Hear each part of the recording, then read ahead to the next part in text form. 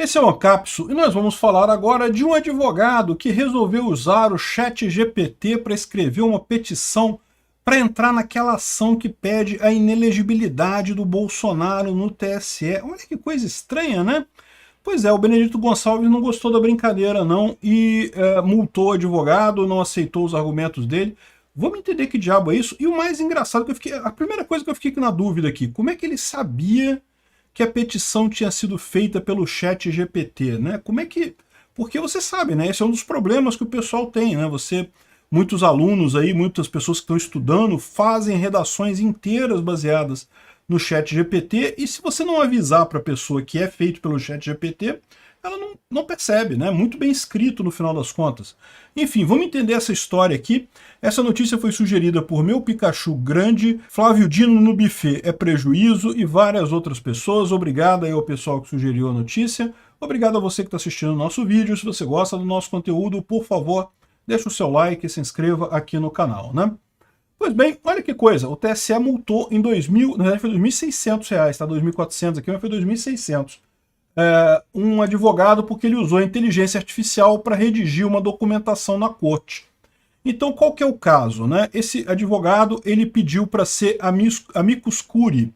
Amicus curiae é um interventor num projeto que não é, num processo que não é nem uma parte nem a outra, mas é alguém que tem interesse na causa em questão, né? Então, muitas vezes você tem a situação em que, por exemplo, um partido entra com uma ação direta de inconstitucionalidade sobre uma lei, e daí essa lei tem a ver com, sei lá, indígenas, direitos indígenas, e aí entidades de apoio aos indígenas, elas entram como amicus curiae, nessa ação. O amicus curiae, ele pode ser favorável a um dos lados, ou pode ser favorável ao outro, ou pode ser totalmente isento, só quer intervir, só quer poder dar os argumentos dele. E o que faz o amicus curiae? Ele pode apresentar coisas dentro do processo, pode incluir provas, ele pode também falar da argumentação final dele no processo, né?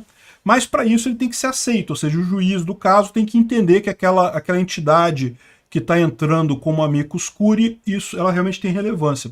E isso pode acontecer numa série de situações em processos privados também pode ter amicus curiae, qualquer processo que você criar na justiça pode ter isso. A questão é que raramente tem alguém interessado além das partes, né? Mas se tiver, pode haver isso sim. Um caso que eu lidei com isso pessoalmente foi um caso de uma sucessão num clube aqui no Rio de Janeiro, em que uma pessoa estava entrando na justiça contra o ex-marido por conta do título de propriedade de um clube aqui no Rio, né? Um título de sócio de clube aqui no Rio. E aí o clube entrou como amicus curiae, porque ele interessava naquilo ali, tinha toda uma pendenga lá, mas enfim. Então isso em qualquer processo pode acontecer. Isso no TSE é muito comum, porque como no TSE e no STF também, né? Como são causas que tipicamente afetam muita gente, você tem um monte de amicus curiae lá. Então, esse advogado ele entrou com uma petição para ser amicus curiae naquele caso do Bolsonaro com os embaixadores, vocês lembram? Que é o caso que está mais perto de ser julgado lá no TSE, que pode, em tese, tornar Bolsonaro inelegível. Então esse cara entrou com uma petição, e aí eu fiquei encucado, porque eu fiquei lendo aqui, né? O cara apresentou uma petição com argumentos redigidos pelo ChatGPT como justificativa para participar do processo como amicus curiae, e então o documento admite que seria inadequado para o TSE seguir as orientações de um programa de inteligência artificial, mas a inteligência emocional da Constituição Cidadã recomendaria a condenação de Bolsonaro à inelegibilidade. Ou seja, o cara estava falando uma coisa ali que... Mas a minha curiosidade é isso, como é que o Benedito Gonçalves soube que era um chat GPT? Se você lê as notícias na mídia, eles não falam exatamente como que ele tirou isso. Aí eu tive que ir lá na decisão do Benedito Gonçalves para ver exatamente o que é isso aqui. Aí ficou claro para mim. O cara disse explicitamente, olha só, eu vou reproduzir agora uma fábula de uma conversa minha com o ChatGPT.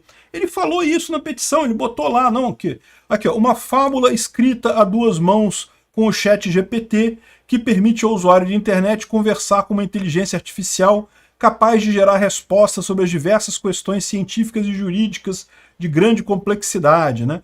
Ou seja, o mané falou explicitamente que a petição dele estava usando o ChatGPT. Eu não sei se ele esperava com isso evitar uma punição, mas a verdade é que seria muito difícil alguém identificar que isso seria, né, escrito pelo ChatGPT, porque a grande vantagem do ChatGPT é o fato dele ser realmente escrever num tom muito natural, né, como se fosse uma pessoa mesmo, né? E daí, isso aqui tá, essa decisão interlocutória aqui foi feita pelo Benedito Gonçalves, né? Quer dizer, quem escreve isso aqui, você sabe, é o pessoal do gabinete dele, né? Ele só assina no final. Mas enfim, é a decisão do Benedito Gonçalves aqui, né? Observa que seria extremamente inadequado o TSE seguir a recomendação de uma inteligência artificial, mas assegura que é a inteligência emocional da Constituição Cidadã que recomenda a inelegibilidade do primeiro investigado. O primeiro investigado, no caso, é o Bolsonaro, né? Ou seja, literalmente, o cara escreveu isso literalmente na petição dele. Olha só, eu conversei com o ChatGPT e o ChatGPT disse que tem que deixar o Bolsonaro inelegível mesmo e coisa e tal. Eu não sei, realmente, assim, o que o cara esperava com isso, né? Ganhar notoriedade, talvez?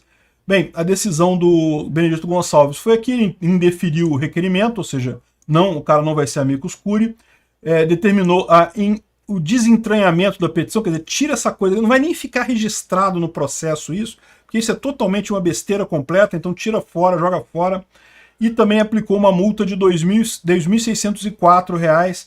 Eu não sei por que esse número quebrado, deve ter alguma lógica em algum lugar, mas enfim. E a ser duplicado em caso de reincidência, e ele tem 30 dias para pagar, né? Enfim, esse é o caso. Então, assim, não foi que o Benedito Gonçalves descobriu que tinha sido usado o ChatGPT, não. O advogado falou que tinha sido usado o ChatGPT. Por isso que identificou. Eu fico pensando realmente quantas e quantas petições já não tem por aí escritas pelo ChatGPT, só que os advogados foram um pouquinho mais espertos e não falaram isso na petição. Olha só, estou fazendo uma petição com o ChatGPT e coisa e tal. E aí, né, não foi identificado. Eu duvido que o pessoal identifique esse tipo de coisa. Obrigado por assistir o vídeo até o final.